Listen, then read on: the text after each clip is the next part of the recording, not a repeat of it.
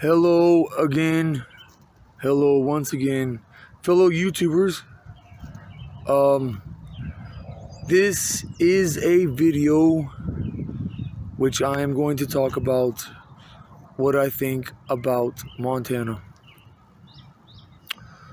Okay, so where to begin? I've had some of the worst things happen to me.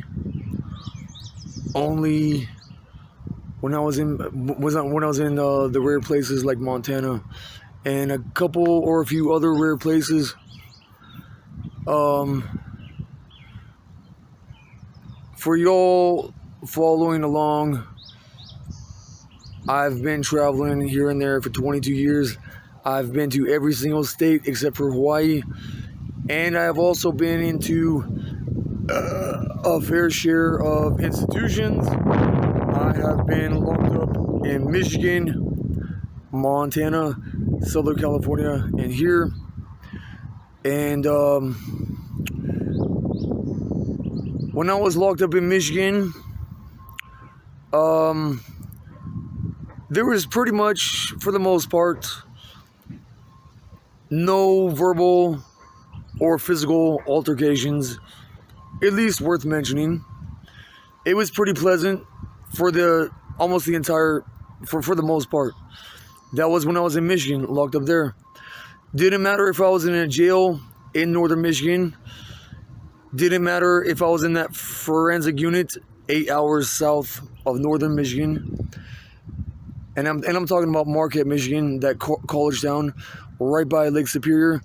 8 hours south of there, I went to a forensic unit in Ypsilanti, Michigan.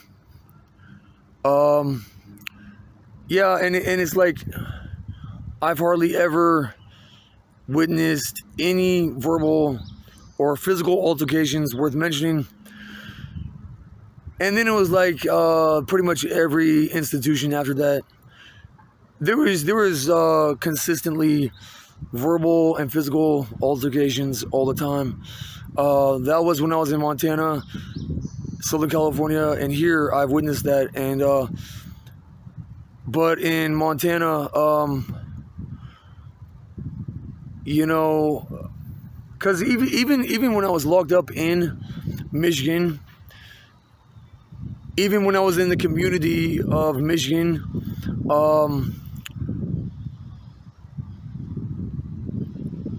well, there was only like 2 times I've ever heard anybody say the slightest hint of unjustly using children as verbal abuse.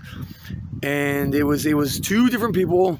It was one person when I was in jail in northern Michigan. It was one person when I was in the community of northern Michigan. And guess what it was about both those people? They were overweight, just like Cartman off of South Park. And even when I was locked up in that forensic unit, 8 hours south of there in Ypsilanti, Michigan, there wasn't one single time I've ever heard anybody ever unjustly use children as verbal abuse, let alone get into any fights. And in Montana, because one thing that I learned is, anybody that treats you like you are rich, chances are that they are themselves also, and also their family and friends are, because that's the only block that they've ever known. Same way if you meet somebody that's poor. Same way if you are in a block of Southern California filled with punks, as Julio sings in so many words. If you're in a state which had a book written by a city in that state called Missoula, there is a book called, at least it used to be called this, Missoula Rape Culture. And then I checked on the book again, and I think they changed the title of that to something like Missoula Rape and Justice in a College Town. So these people in Montana, they have the same personality type as my brother, my sister, my dad, and my grandpa. Only in Montana, they have the assertive version of that personality. Now, I read a book called How to, the Art of Speed Reading People. I thought that book was about how to speed read books, but it was talking about how to decipher somebody's personality type. And it says in that book that if you're around somebody else's personality type that you are not familiar with being around, it can take a while to get used to that personality type.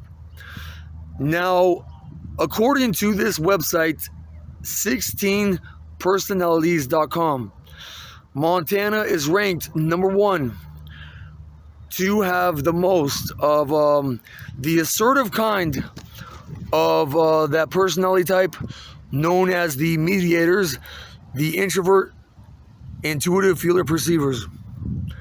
I think they develop their intuition in the first stage in their life. There's 3 different stages of developing your intuition and other characteristics of your personality type. And you can either develop your intuition at the first, second, third, or fourth stage. And my personality type, we develop ours at the final stage, somewhere around like age 50. But I think people in Montana, they develop their intuition at the first stage of their personality type. And I know that personality type to a T, at least the turbulent kind, or the mediator kind, period.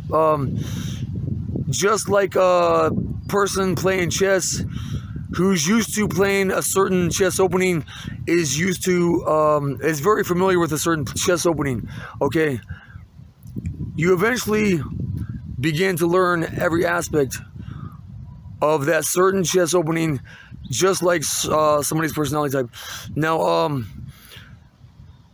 Now, being the fact that, and I think it was my grandpa that was like the assertive kind of that personality type, but I wasn't around him all the time. But in Montana, they are the assertive version of that personality type. Most of my family members are the turbulent kind, so it took me a while to get used to that personality type. I'll tell you that as far as that goes for me. But yeah, I mean, I read in a book about personality types that one, the mediator, loves to have others take control. They love to get fucked in the ass, no matter how old they are or how old their partner is. Okay, so anyways, I was locked up for 5 years and on probation for 1 year in Montana. And long story short, towards the last part of my sentence, because it was supposed to be originally 5 years on probation. I spent a year learning to be fit to proceed with trial, as they called it there.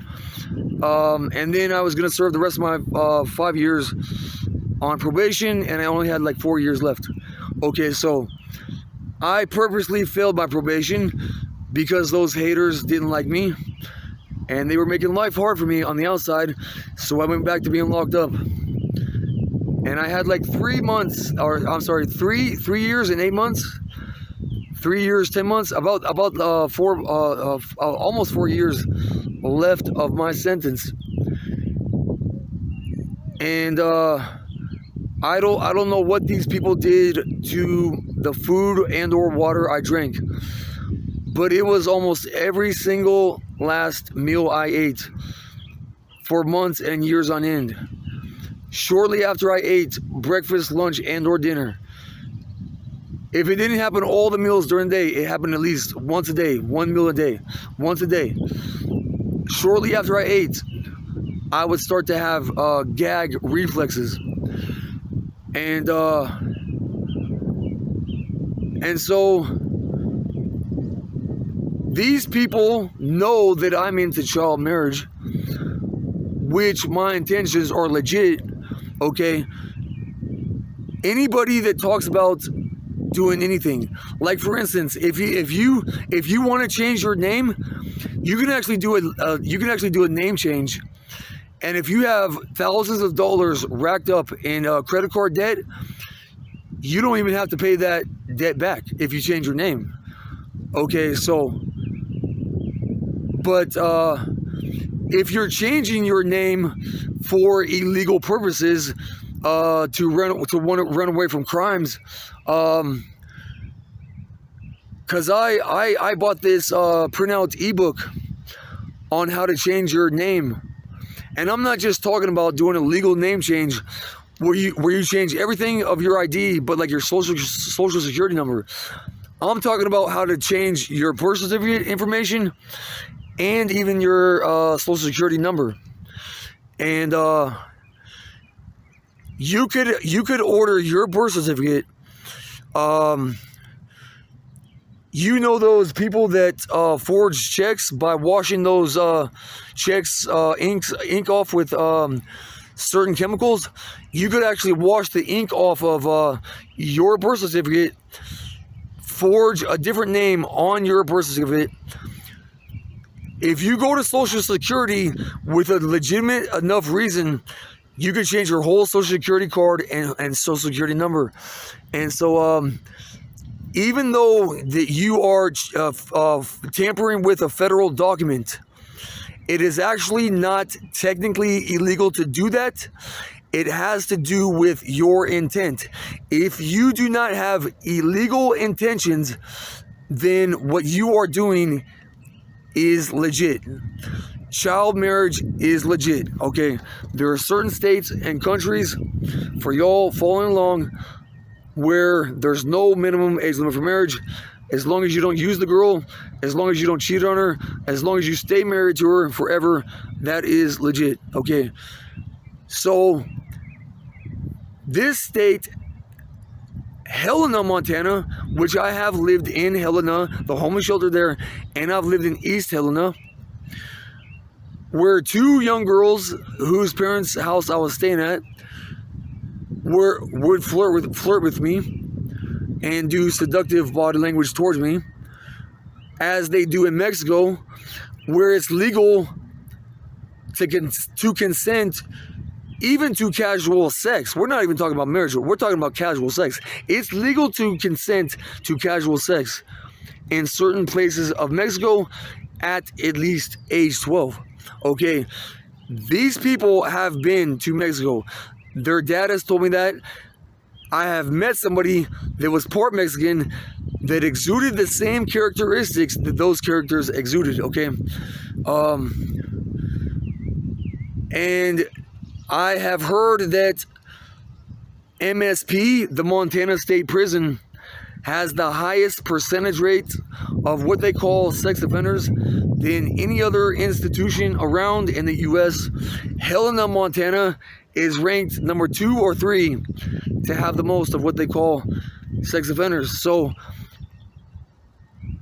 these people have unjustly used children as verbal abuse towards me amongst the most than any other place I've ever been. Why is that? Because that is the only block that they know.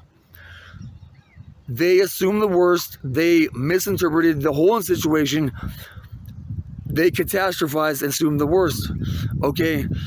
And I have heard when you are going through narcissistic abuse, it can cause floating lights or floaters to cross your vision. It can cause blurry vision. It can cause you to be lightheaded and dizzy. I've experienced those things.